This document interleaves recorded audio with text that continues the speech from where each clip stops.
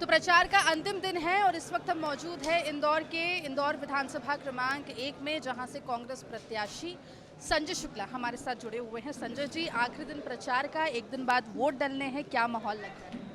देखिए, मैं अपनी विधानसभा में एक नहीं बार दो बार में एक घर पर मिलकर मैं और मेरी पत्नी ने एक घर पे हमने ढोक दिए, क्योंकि हमारे भगवान है, भगवान के पास भक्त जाता है और भक्त ने जाके वहाँ ढोक दिए कि इस बेटे को जिताना है, क्योंकि चुनाव एक बेटा और नेता का चुनाव हो गया। तो ये नेता के रूप में वो बाहर के कैंडिडेट हैं जिनके ऊपर अत्याचार के, महिलाओं पर अत्याचार के केस लगे हुए हो, उसके ऊपर जिनके ऊपर भगोड़ का केस लगे हो, और जो गुंडों की फौज चल रही है और जिनके साथ में भय का माहौल हो, तो उसके खिलाफ एक बेटा चुनाव लड़ रहा है और ये चुनाव बेटा जीतेगा। परिवार के साथ आपने प्रचार किया, कर भी रहे हैं, आज अंतिम दिन है। कल पीएम मोदी का बहुत बड़ा रोड शो रहा है, इंदौर विधानसभा क्रमांक 1 से होकर गुजरा, उससे कुछ असर लग रहा है पड़ेगा? देखिए, ये हिंदुस्तान में पहली बार हुआ होगा कि पहले घोषणा होती है कि प्रधानमंत्री जी के साथ में कैलाश विजयवर्गीय जी साथ में रोड शो में गाड़ी में रहेंगे, वो बाकी प्रत्याशी क्या बोलते हैं वहाँ राजबाड़ा खड़े रहेंगे।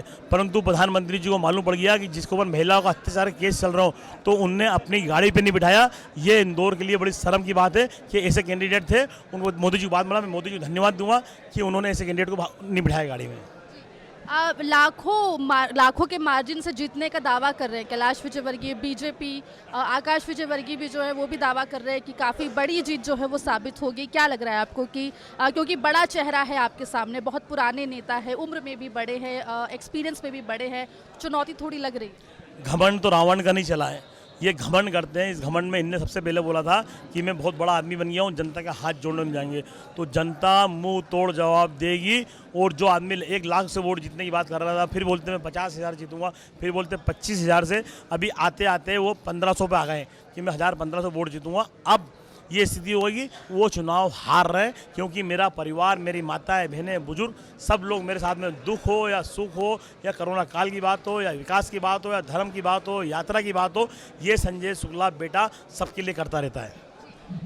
प्रियंका गांधी का भी यहाँ पर प्रोग्राम रहा था इंदौर में, आसपास के इलाकों में, उससे लग रहा है कांग्रेस को के कार्यकर्ताओं को और जो इलेक्शन है उसमें फ़ायदा मिलेगा? बिल्कुल फ़ायदा मिला था। आदरणीय सोनिया गांधी आई थी और मेरी विधानसभा में आई थी, उन्होंने रोड शो करा था, जिससे हमारे कार्यकर्ताओं में उत्सव आया और आम जनता देख रही थी कि हम अपने आदरणीय इंदिरा जी की पोती हमारे इलाके में आई और मेरी इलाके में पहली बार आई थी, उससे माहौल बना है। बीजेपी कह रही है कि कांग्रेस बट गई, अभी भी बटी हुई है, और जो गुटबाजी है कांग्रेस की वो नुकसान पहुंचा सकती है।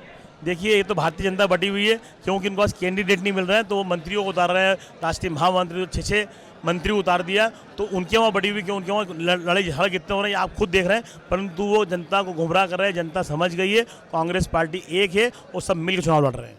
आपने क्योंकि केंद्रीय मंत्री का जिक्र किया, एक सवाल और लूंगी। एक केंद्रीय मंत्री के बेटे का वीडियो काफ़ी वायरल हो रहा है, उस पर क्या?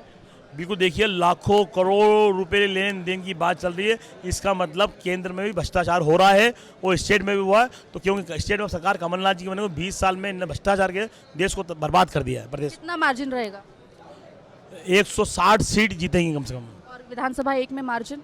बेटे की जीत होगी, मार्जिन में नहीं। इतना मैं इतना घमंड नहीं करता हूँ, जीत तो बेटे की होगी। बहुत बहुत शुक्रिया। संजय शुक्ला हमारे साथ जुड़े थे। जीत का दावा यहाँ पर बोला, कैलाश विजयवर्गीय को घमंड है, ये भी कहा कि बीजेपी डरी हुई है, इसीलिए केंद्रीय मंत्री और बड़े नेताओं को मैदान में उतारी है। कैमरा पर्सन दीक्षा के साथ इंदौर से MP तक के लिए आकांक्षा ठाकुर।